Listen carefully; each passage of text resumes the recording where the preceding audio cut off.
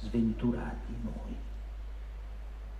Il 27 ottobre 1917 la nostra di noi inesorabile.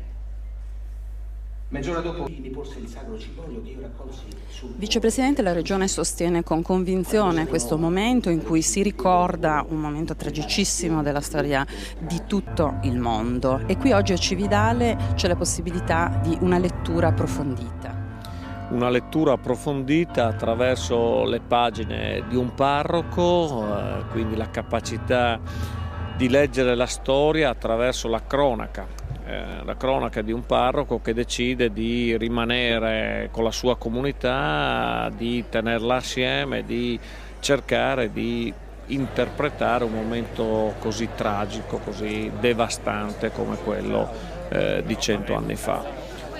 È evidente che ci sono due aspetti, uno che è quello appunto storico, quello civico, quello del non dimenticare, del cercare di analizzare questi errori del passato, degli errori della storia che si però ripresentano quasi quotidianamente e sembra che non traiamo in alcun modo lezione da questi.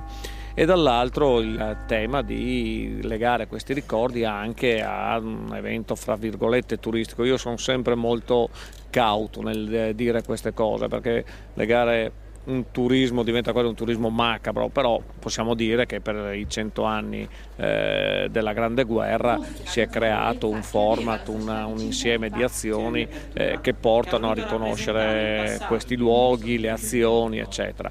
Allora la bravura deve essere proprio quella di tenere assieme un evento turistico che sicuramente porta persone, porta anche una ricchezza, diciamolo pur chiaramente, in alcuni territori, ma nello stesso tempo far sì che questo evento non diventi totalmente commerciale, ma abbia una forte connotazione civica, che riesca davvero a risvegliare un po' quegli animi, quelle coscienze che sono necessarie per far sì che questi tragici eventi, queste tragiche gesta vengano in qualche modo ricordate nel modo giusto e anche ripensate.